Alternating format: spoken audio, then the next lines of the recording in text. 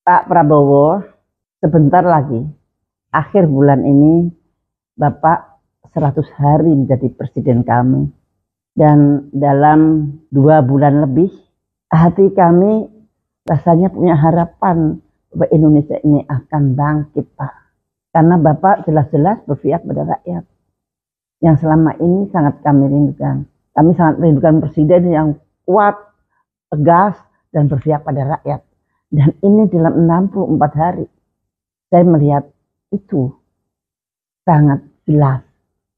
Walaupun banyak orang yang masih belum percaya, tapi saya termasuk yang percaya, Pak, bahwa Anda kuat untuk memimpin bangsa ini.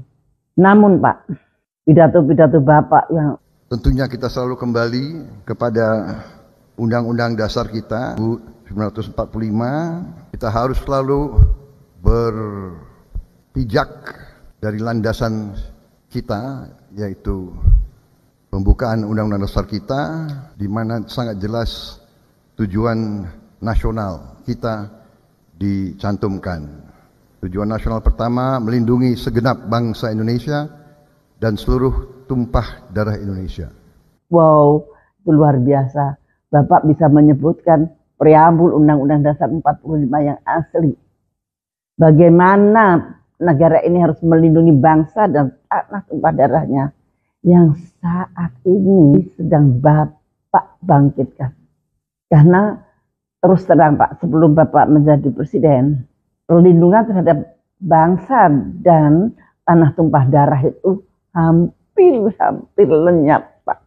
Bapak inginkan bahwa kita betul-betul merdeka, tidak tunduk pada kepentingan-kepentingan asing yang memaksa kita.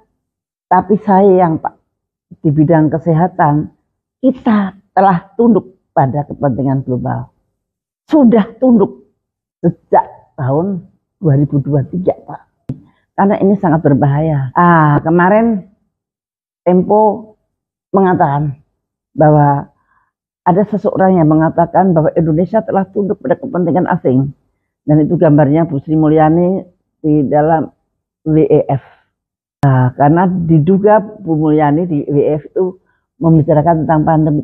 Dan kemudian si Tempo mengatakan itu hoax, bahwa kita sudah tunduk pada pemerintah asing itu karena gambar itu. Memang bukan itu, Pak. Kita tunduk pada kepentingan asing.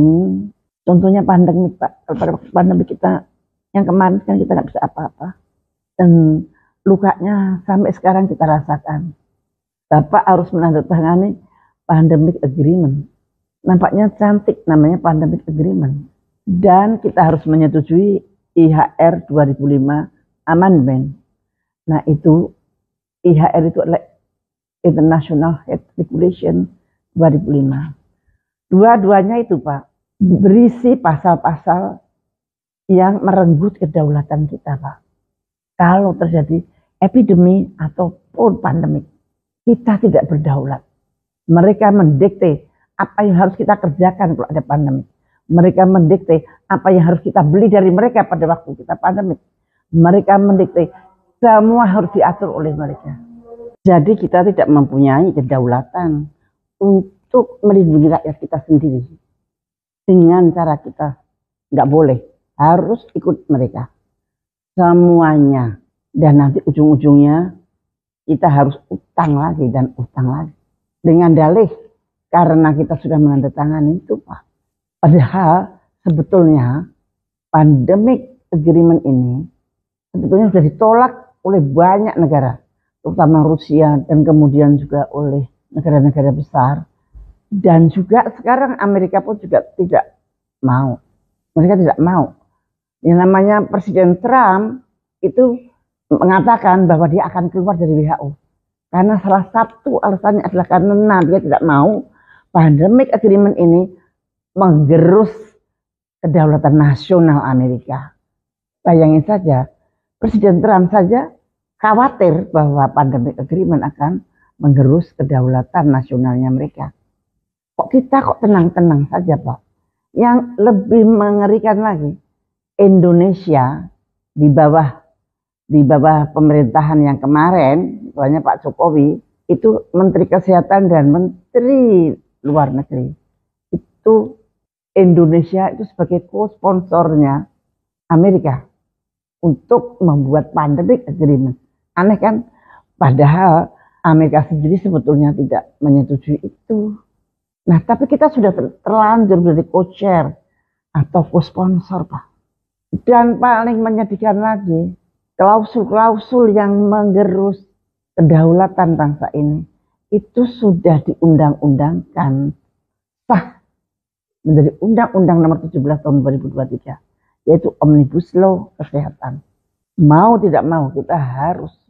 Ini buktinya kalau kita sudah tunduk kepada kepentingan asing adalah Undang-Undang Omnibus Law Kesehatan.